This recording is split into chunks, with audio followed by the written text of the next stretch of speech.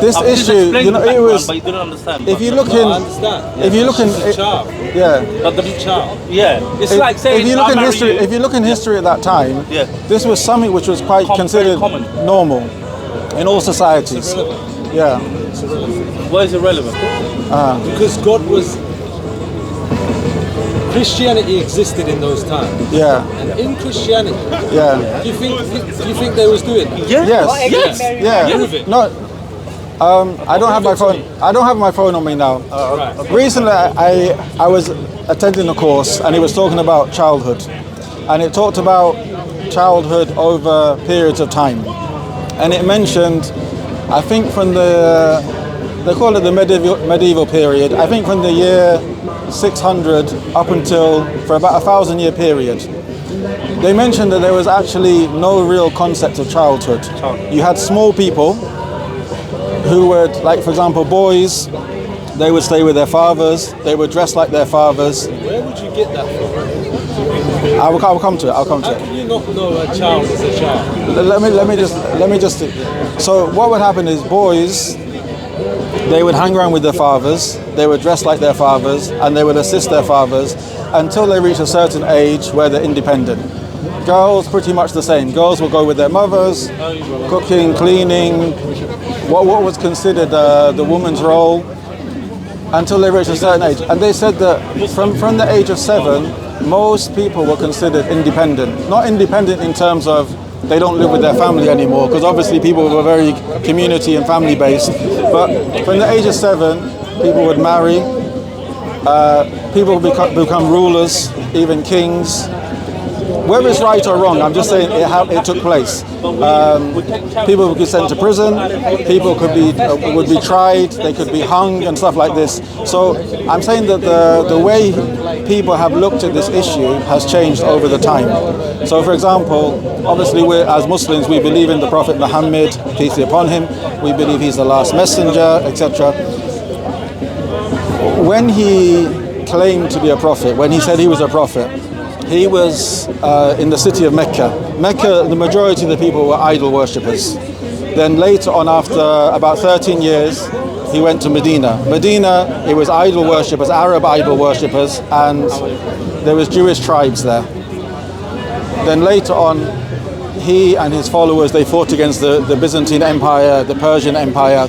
The point being is, there was a lot of criticism against Islam and against the Prophet Muhammad, peace be upon him. He was a liar, he was possessed, he's a madman, you know, the usual claims which are made. Why would those claims be made? I'll come to that in a minute if you don't mind. But no one criticized his marriage to Aisha. If you look in history, it began to get criticized in maybe the 19th, 18th century. How do we know that? I don't have the information now. History. You don't know that? No. You can look Somebody it. could You can have look it up. told him on the very day he married her, this is No, see the thing is, because we have people who we have the criticism against him, but we don't have evidence or documented evidence of this. We have works which have survived from Christians, from Jews, against Islam, against the Prophet Muhammad, peace be upon him, and none of them have criticized this. Whether it's right or wrong is another issue, but I'm just saying that people, they considered it to be a normal affair, because Aisha, she was 6. People have considered sacrifice and murder all to be normal. It doesn't mean it's right. Yeah, no, but you understand that, but I'm saying across the board, idol worshippers, Muslims, Christians, Jews, the Persians, they never considered this to be problematic. How do we know this?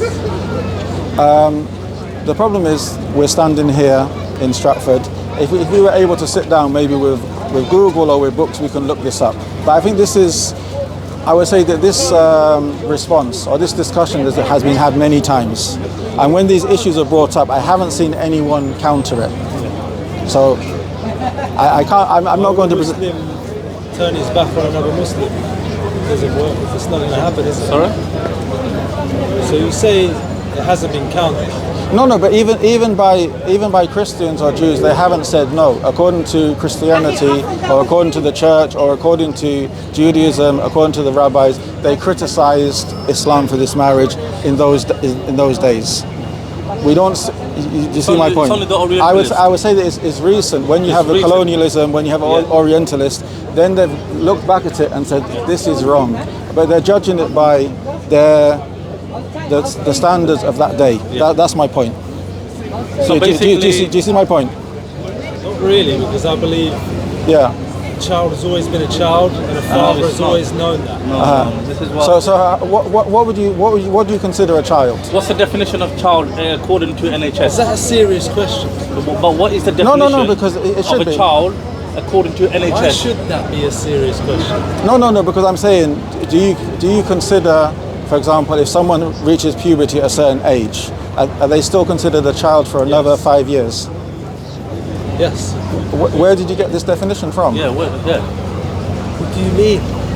I mean, that's what I mean. That's an argument for you to understand. Let me ask you something. Would you marry a 6-year-old? No. Not in this day and age. No. Not in this day and age. Why? Because times have changed. Times have changed. One minute.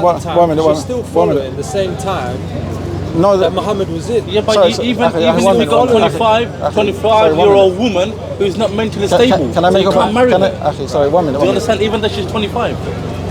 No. Marry a 25-year-old. No, because she's not mentally stable. No. Marry a 6-year-old. No, listen. No, but this is what I'm saying. There are conditions that you have to meet in order for someone to get married, and these are 5 conditions. And you're not grasping what I'm telling you. Okay, I'm just saying it's disgusting. No. Well, according to you. According to. Excuse me, can I say? According to God. Excuse me. God is the one who gave you the permission to get married, man. Yeah. Well, this is your opinion. You can't. Because God is good. God is not bad. He does not tell you to do bad things, and we all know that's bad. You just told me you wouldn't do it. No, listen. You just told me. Let me explain to you. In Islam, marriage took place. Business took place before the Prophet Muhammad, peace be upon him, came. Marriage took place. Wars took place. So these things were normal in society. Islam came and it gave rules, limits, boundaries on these things. So the issue of marriage, it has certain conditions. The Prophet Muhammad, peace be upon him, he married Aisha. The contract was done when she was 6, and then the marriage was consummated when she was 9. Okay. This is something which is allowed in Islam. It's not compulsory. It's not like every Muslim has to do it. Every Muslim has to give his son when she reaches this age. Because times change, situations change, laws of the land change. So we're not saying you have to do this. So you're saying Islam has changed? No, I didn't say that. So why was it all right in Islam to do it then and not now? I didn't say it's not all right now. I said, you said, would we do it? And we said no. Why? Okay, let me explain.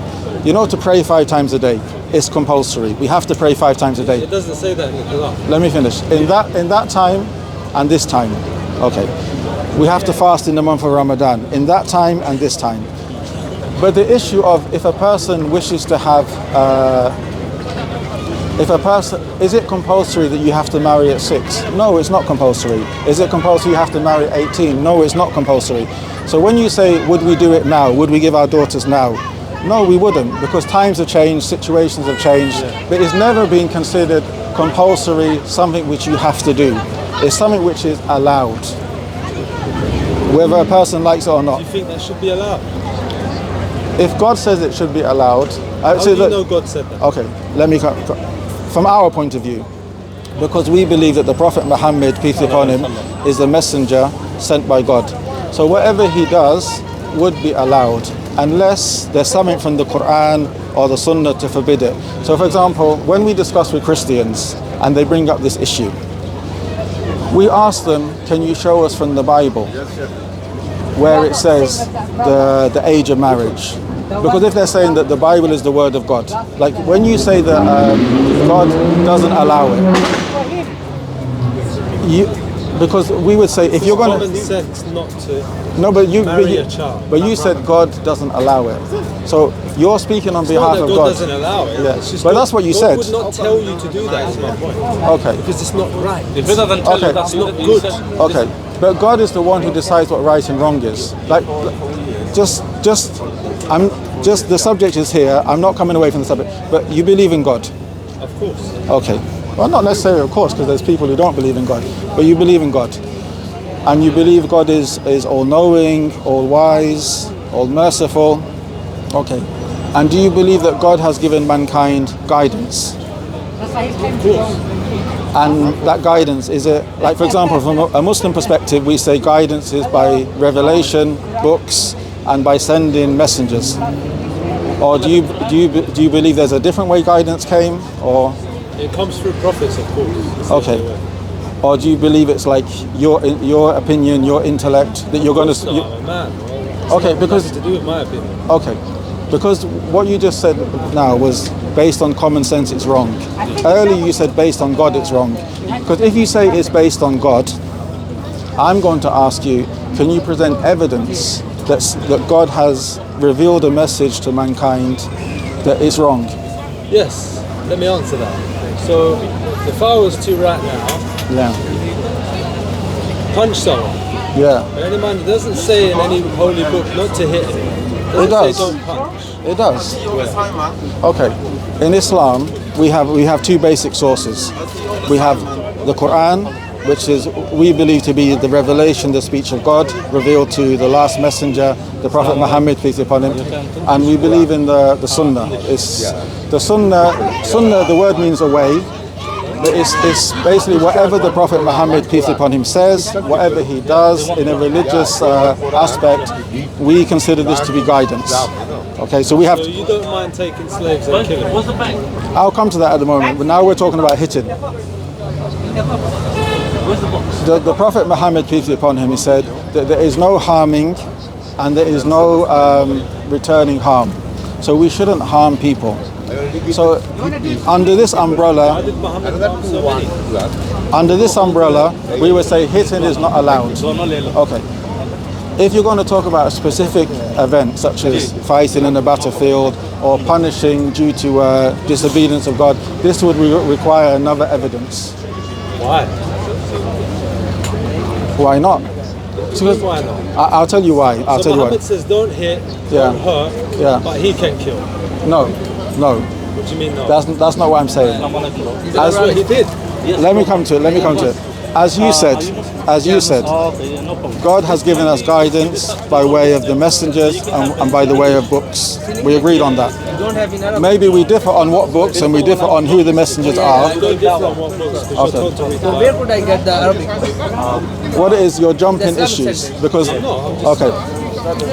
Nowhere in the Quran does it say to read the Bible. Free. But you can. I'm pretty sure it says that you should believe in the Torah and the Bible. You want in Arabic? No, 100%.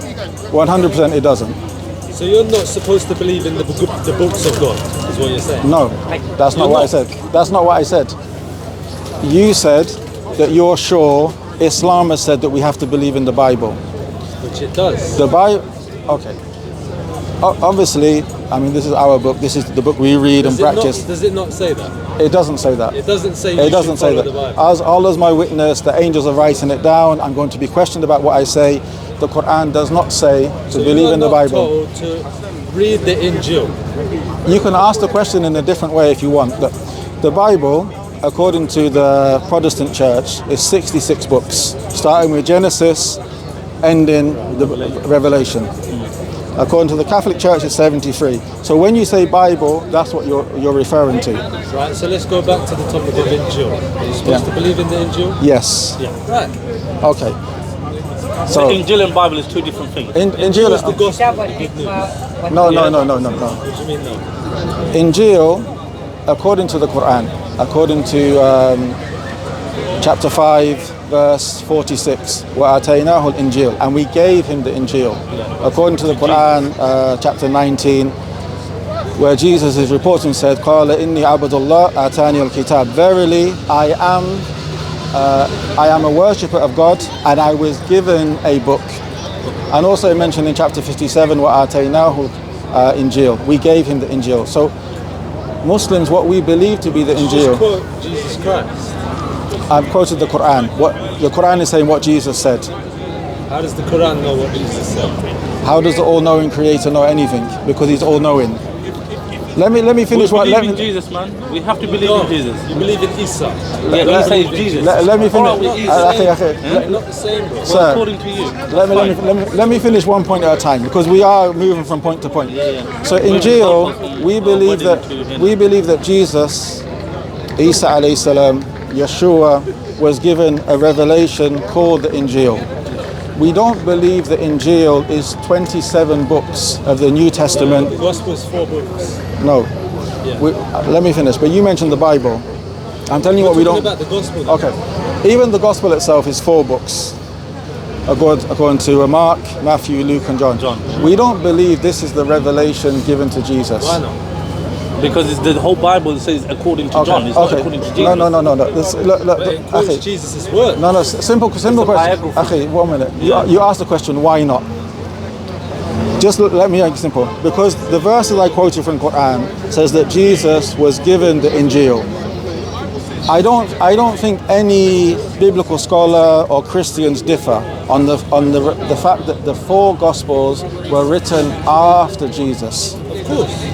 So therefore, these 4 Gospels were not the things which were given to Jesus. What was given to him? The Injil. The Injil. What's that? It's like for example, when we believe in the Torah, we believe in the revelation given to Moses. It's a book which was given to them, which we don't have anymore. The Christians don't have it, the Muslims don't have it. Why don't we have it? Because people either they lost it, they changed it, they corrupted it, and also we are not in need of it. Because when another messenger comes with the final revelation, the Quran, which is preserved, then we're not in need of the previous revelations. So you're the new covenant of Christ. You don't need it. No, we don't believe in an old covenant, a new covenant. We believe that there's one It God, talks about it in the Quran. an old covenant and a new covenant. A covenant. No. A mithaq. But not in terms of what the Christians and the Jews understand to be an old covenant and a new covenant. What verse are you looking for? I might be able to tell you. Yeah. 33:7. 33:7. And when we took from the prophets their covenant, and from you and from Noah and Abraham and from Moses and from Jesus the son of Mary, and we took from them a solemn covenant. Yes. Okay, what is the covenant? Tell me. I'll tell you. Look, let me explain to you. According to Christianity, there's various covenants. There's a covenant from the time of Noah, there's a covenant from the time of Abraham, there's a covenant for Moses, and there's a covenant, before that there's a covenant for Adam, and then there's a covenant for Jesus. And the Christians generally will say that all of the previous ones, particularly the one of Moses, is considered the old covenant, and then Jesus came with a new covenant. So the word may be the same, covenant, as when we believe that the prophets have a covenant with God. We believe that mankind has a covenant with God. So you don't believe in old and new. But let me explain. The covenant with mankind is to recognize God, to worship God, to accept all the messengers which come. The covenant with the messengers is to deliver the message to mankind. But we're not talking about the covenant given to Moses was particular to one group of people, the children of Israel, that they have to obey the laws of the Torah in order to be saved. And then Jesus came, as Christians say, with a new covenant, which is now not restricted to the children of Israel, it's for all mankind. And now you don't have to follow the law anymore. And not in 100%, because obviously Christians are not told to go, you can murder, you're not told you can commit adultery, of course. But Christianity teaches the new covenant, you are no longer saved by the law, you are saved by grace, because the second person of the Trinity came down and died for the sins of mankind. We don't believe in this covenant. Why? It says it right there. But you're just explaining the difference of the covenant. Where does this... You just said the covenant doesn't exist though. No. This covenant which you're discussing about the second person of the Trinity dying for the sins of mankind, and now Jesus' message is for all mankind, that he is God, fully God, that he died for the sins of mankind. This covenant doesn't exist in the Quran. The Quran refutes all of this.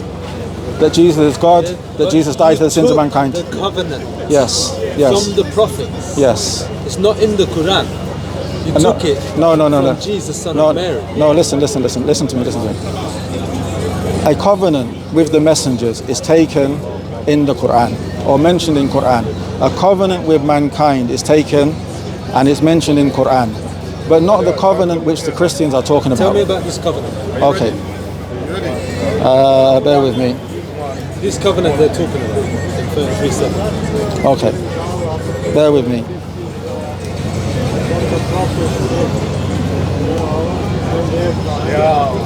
Calm down.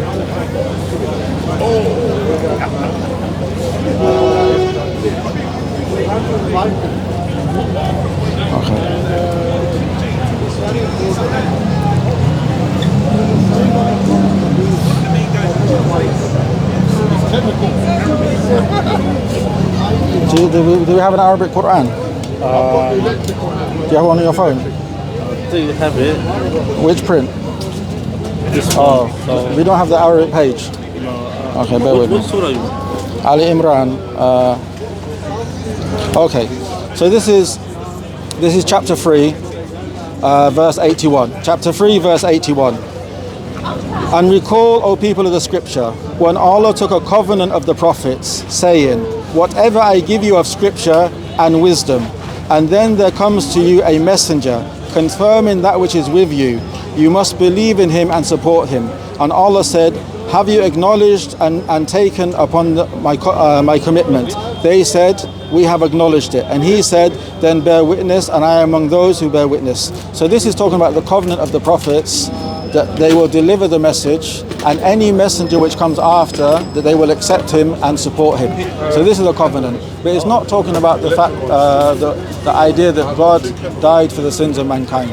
Because this is something which is refuted in Because Quran. the Quran rejects that. That's why they Yes, say it. yes. So my point is, Yeah. So the point is, you'd have to prove that the Bible is the word of God. I have to prove that. Yes. The bottom line, yeah. Why do I have to prove that when it came before the Quran? Why would something be coming before necessitate that it's true? Because it was prophesied. Okay. Demonstrate. Jesus Yeah, Christ so that would be a proof. prophesied. So that would be a proof. So demonstrate Where's it. Muhammad's prophecy? Okay.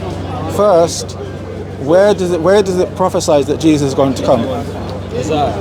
Okay, where? What do you mean where? Have you read the book of Isaiah? Yeah. And you don't think that there's anything to do with Jesus Christ? I mean, the thing is, if you're going to present evidence, if you don't have it with you at the moment, that's fine. I don't have a Bible. Okay. So Isaiah 53. This is generally what's It's used. not just 53. I know. Psalms 22, Isaiah 53. Isaiah 53, they say it's talking about the suffering servant. Okay. The Jews and the Christians, they differ on the interpretation of this chapter. Isaiah Because the Jews 53. killed their Messiah, that's why. Okay, Isaiah 53. Psalms 22. The problem is, if it, you would have to show that where, for example, Paul, I think it's Corinthians, 1 Corinthians, he mentions 1 Corinthians chapter 15, it mentions that it is written that Jesus will die and will be buried for 3 days and three nights and will be returned. This, what Paul says, that it is written, it can't be found anywhere in the Old Testament. Matthew talks about Jesus will be a Nazarene. I mean, obviously we're in Stratford on a Saturday afternoon, but you can look these things up. This prophecy cannot be found anywhere in the Old Testament. There's many prophecies in the New Testament which people will say is talking about Jesus. Like there's one I can give you very off the top of the head. Matthew chapter 2 verse 15. Matthew, or the unknown author of Matthew, who they say is Matthew, it says that when Jesus was born, Herod, who was the ruler at the time of the area, he was told that a child will be born amongst the children of Israel in Bethlehem, who would be your demise, who would bring you down. So Herod issued an order that all the children in Bethlehem should be killed. This is something which historians say we have no evidence for. We have evidence. There is evidence. We have evidence of Herod. We have evidence of the crimes of Herod, but not these. 3,000 children's bones. Okay. Okay, I will look that up. Archaeologically. I will look that up. Okay. So the story in Matthew mentions, and it's not mentioned in any other gospel. The story in Matthew mentions that Mary and Joseph, they took the baby Jesus to Egypt. Okay. When they heard of the death of Herod, they returned from Egypt. Yeah. So Matthew says, out of Egypt I have called my son, in order to fulfill what was prophesied. Okay. So this is considered by Christians a prophecy from the Old Testament of Jesus. Okay. When you go back to the Old Testament, the book of Hosea, chapter 11, verse 1, the author of Hosea is saying that the children of Israel, my son, I took them out of Egypt. It's talking about the children of Israel when they were in slavery under Pharaoh, that Moses took them out.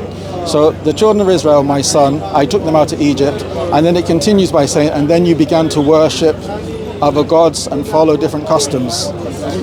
So Matthew is using a quote from the Old Testament, which is referring to the children of Israel under Pharaoh when Moses was the prophet messenger sent to them. And he's using it for Jesus. So you can see here is a misuse of text. Why would that be about Moses? Okay. It says the children, okay, is it about Jesus? Yes. The children of Israel, my son, Right. I took you out of Egypt, and then after taking you out, you began to worship false gods. Is that talking about Jesus? Was Jesus considered the whole tribe of children of Israel who were taken out of Egypt, We are the children of Israel. and then began to worship false gods? Is that talking about Jesus? That's my point. But that's what Matthew used. When did Moses worship false gods? No, the children of Israel. It mentions the children of Israel, my son. That's us. That's the people. So therefore, even if it's you, this verse is not talking about Jesus. How can you be so sure? Okay, let's say it again. Matthew, or the author of Matthew, has used it for Jesus coming out of Egypt. Yes. And he says that out of Egypt I will call my son, Yes. referring to Jesus. Yes. Matthew says in words to the effect, is Matthew 2:15, in order to fulfill what has been written, meaning the Old Testament. When you go back to the Old Testament, the only reference is Hosea chapter 11 verse 1, where it says, the children of Israel, my son, I have taken them out of Egypt, and once I took them out of Egypt, you began to worship false gods. So therefore, this is not talking about Jesus. How? How is that not talking about Jesus Christ? Okay. Is Jesus considered all of the children of Israel? Okay. And when Jesus was taken out of Egypt, did he begin to worship false gods? No, but the people did. Uh-huh. The people did. Yeah. Yeah. So therefore, if it's talking about the people, the children of Israel, that they began to worship false gods. That's what Hosea is talking about. He's not talking about someone called Jesus who will come in hundreds of years later. I think you're contradicting yourself, to be honest. Okay, how? Because you're saying that it's not about Jesus. Yeah. When it's saying, I brought my son out of Egypt. You know, it says, the children of Israel, my son. So God is, according to Hosea, is telling you who is being referred to as the children of Israel. You know, the son in the Old Testament and the New Testament is used for other people other than Jesus. Like Adam is the son of God. Solomon is the son of God. Blessed are the peacemakers, so they should be the son of God. So the children of Israel themselves, collectively, they are called the son of God in the Old Testament. So here it says, the children of Israel, my son, I took you out of Egypt, past tense, and then you began to worship false idols. This is paraphrased, but you can go back to it. Hosea 1 down to about 5. This is not talking about Jesus.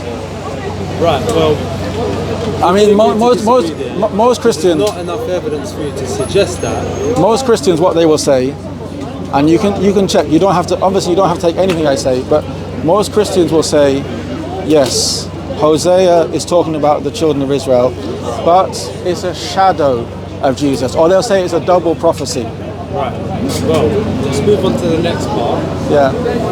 Tell me about this prophecy of Isaiah when he says he will be pierced for our transgressions and he will be crushed for our iniquities. And then it continues to say, firstly, the Jews, they say that the pierced is the wrong translation. That's Why one. would that be the wrong translation? I don't. The Jews would obviously let me just. because they killed their Messiah. Okay. Let me just say something. What you'll find is the unknown authors of the New Testament. Yes.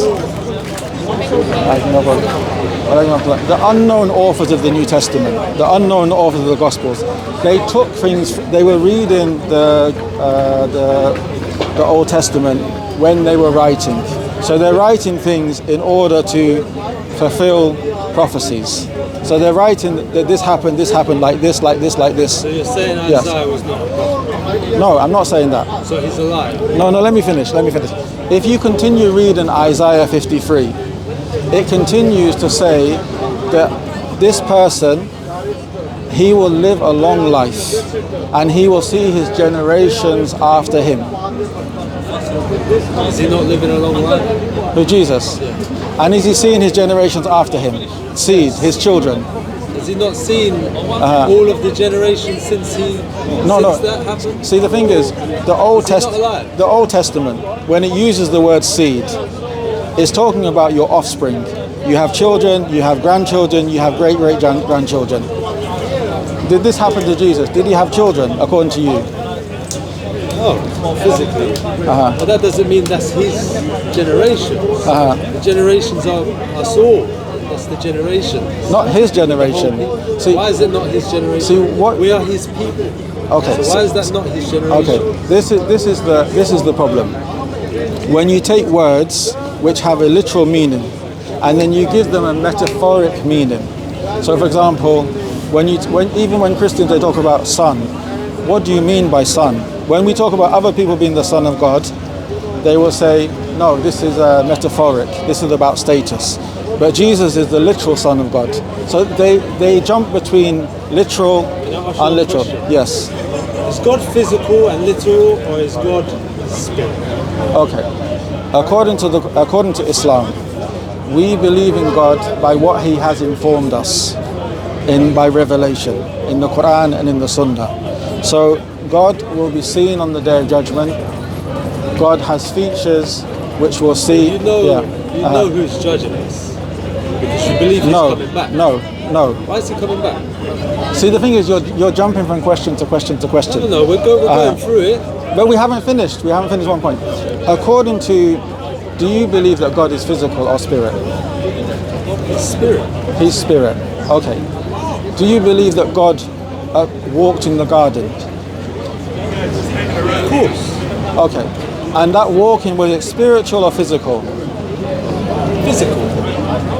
So was it God or it wasn't God? You're saying Yeah.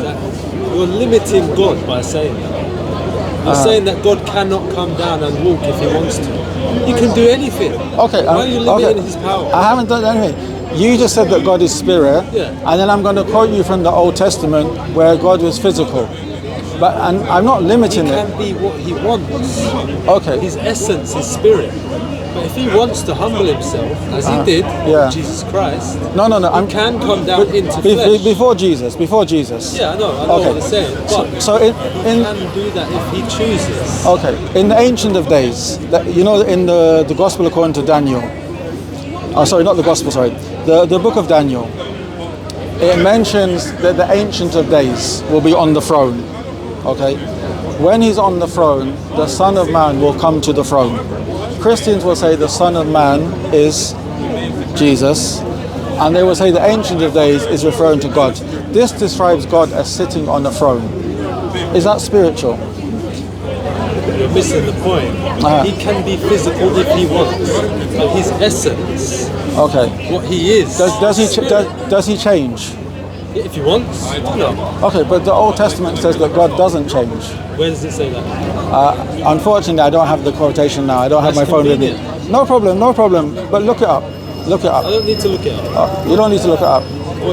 Are you saying I need to look up if God can do what he wants? If he can become physical or remain spirit, if he wants. Can he do anything he wants? Anything. Can he stop existing?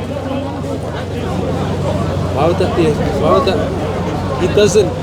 It's not bound by our laws. Existence doesn't exist in heaven, in the spirit.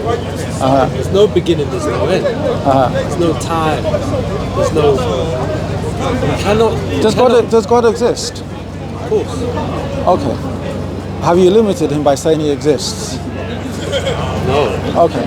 Can he stop existing? He will stop existing. God. Judgment Day. God will stop existing. Yes. So he's not the first and the last. Of course. So how will he stop existing? Let me finish. On Judgment Day, all of those who reject him, he will cease to exist to them. No. This world will be barren of God. He won't be here. He will cease to exist. But will he sit? No. You're complicating In it. the physical world, not entirely. In the physical, in this earth, Okay. he won't be here. That's my point. You said that we can't limit God. And I asked you, can he cease existing? And you said yes. But then you clarified, you don't actually mean that he ceased to exist. You mean to this world, to this realm. Yeah. So he's still existing. Of course. So have you limited God? How have I limited God? By saying that he's unable to cease existing. I didn't say that. I didn't say he's unable to do So that. answer my question then, can he stop existing? For us we say no, he cannot stop existing because he is eternal. He's eternal. See those kind of questions. Yeah. We are not able to comprehend the answers. We don't know those answers. Okay. We don't know where God came from, where he's going. It's not for us to know. Okay. It's not for us to know those heavenly answers. Okay. But from the Quran, from Revelation, we know that God is the first without a beginning, the last without an end, and he always exists with all his names and all his attributes. He doesn't become less, he doesn't increase, he doesn't change, he doesn't stop existing because he is God. That's why he alone deserves to be worshipped. So the thing is, when you said that God is able, when you said God is a spirit, but he's able to walk on the earth, and then you replied to me that if I don't accept this, then I'm limiting God. I'm showing you that you limit God also by saying that he has to exist eternally. You're putting words in my mouth. I didn't say that. I Okay. didn't say that. You said that. So let me explain to you what we mean. God is almighty, Yes. so he can never be weak. No. This is not limiting God. This is giving God his due. Yes. When we say that God is all-knowing, he can never become ignorant. This is not limiting God. This is giving him his due majesty, that he is all-knowing.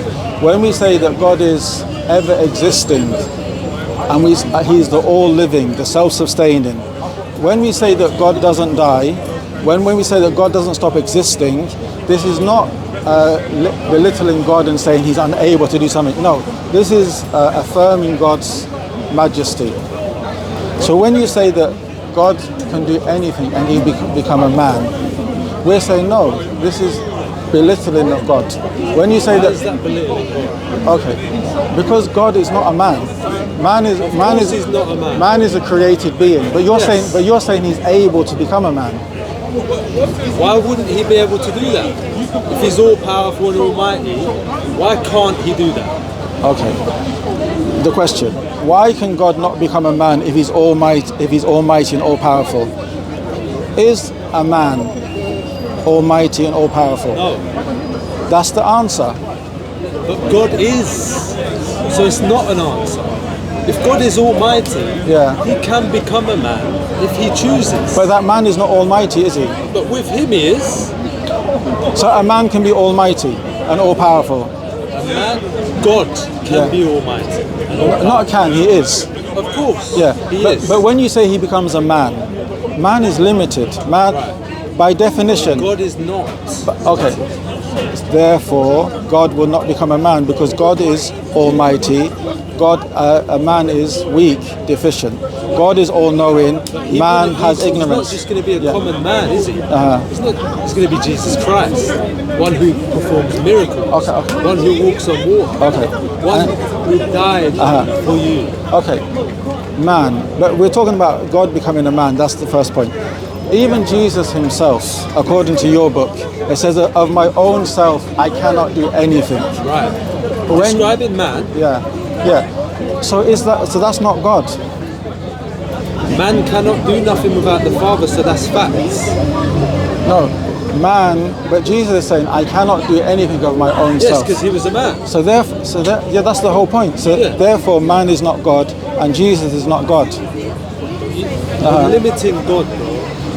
You're saying, yes, man are nothing without God. So even God, who used to come here as a man, he would need God. Do you understand? To be almighty, us without God, we're nothing. We know this.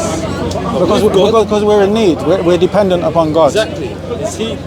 Is he dependent on himself? God is completely independent, not in need of anything. Yes. So therefore, if Jesus is dependent upon God, if man is dependent upon God, man is not God. Man is not worthy of worship. Son. It's not the Father. What do you mean by son? He is the physical representation of the living God. What do you mean by that? I mean, we can't see God, Okay. but we saw God in Jesus Christ. Okay. So when Jesus died, is this a physical representation? This death of Jesus, is this a physical representation of God, of the Father? I'm not catching the question. Okay. When Jesus died on the cross, according to the Christian belief, according to the New Testament, is this a physical representation of God? Yes. Okay. What is it representing? So the representation is that the man. It's the ultimate sacrifice. Okay. So man died, and it's representing that God died. God cannot die. It's just a silly question. Therefore, the man, therefore the that's body not he was God. in died. Okay. The body. And the body was what? According to the Gospel of God. Human man body.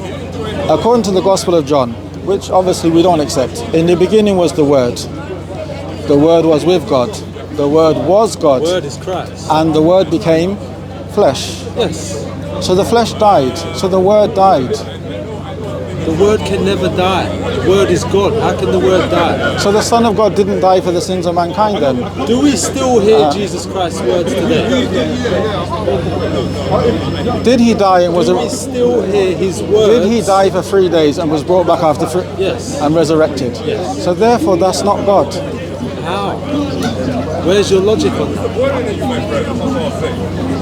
You have said, and we agree, that God cannot die. Yes. You believe that Jesus died. Therefore, he's not God. But his soul went on. His soul did not die. The Okay. spirit did not die. Did your book say? Word. Did your book say? Did your book say the word? Yeah, help yourself. Did your book say that the word became a soul, or the word became flesh? So you're saying God has no soul? We're not talking about this. You are saying that the word, that the soul did not die, the physical body died, the flesh. Yes. But according to your book, the word, according to your book, says is God.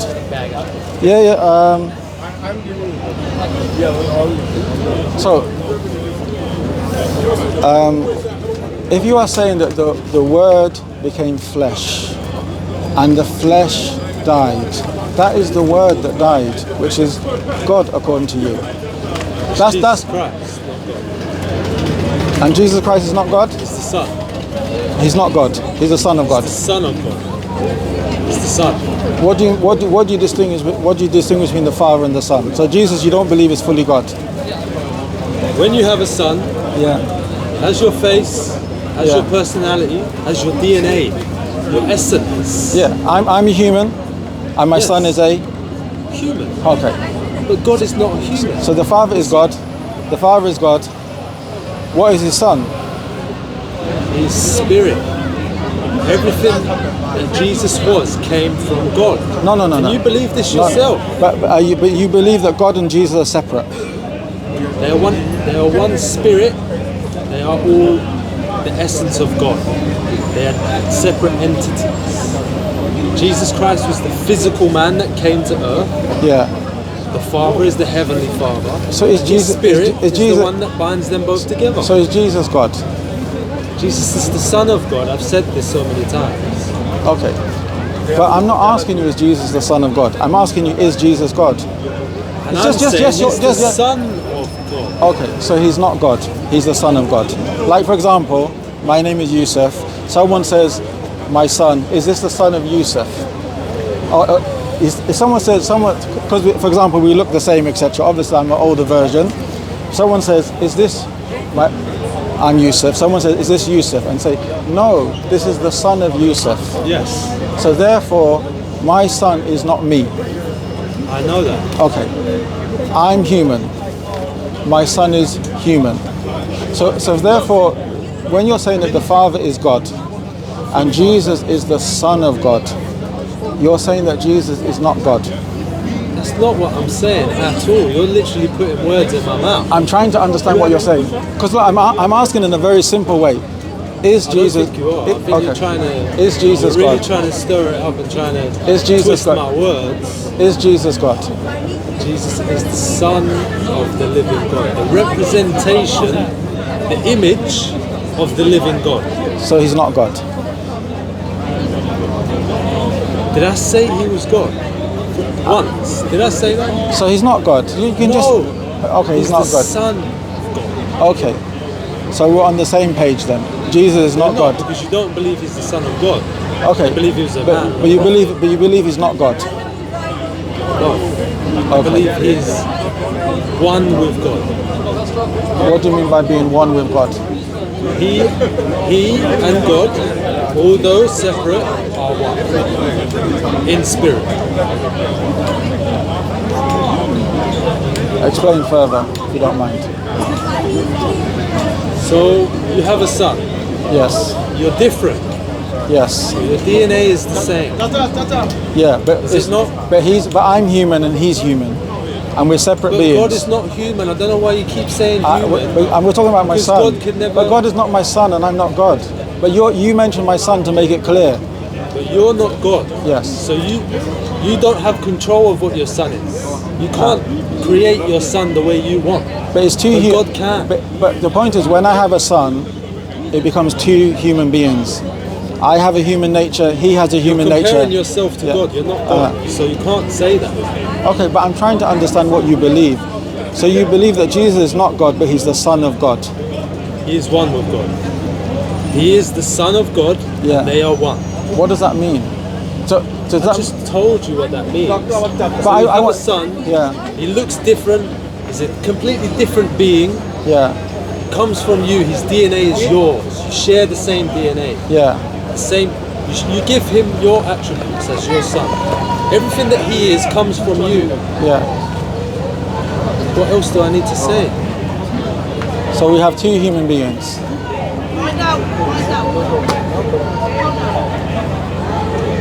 God be with you, bro.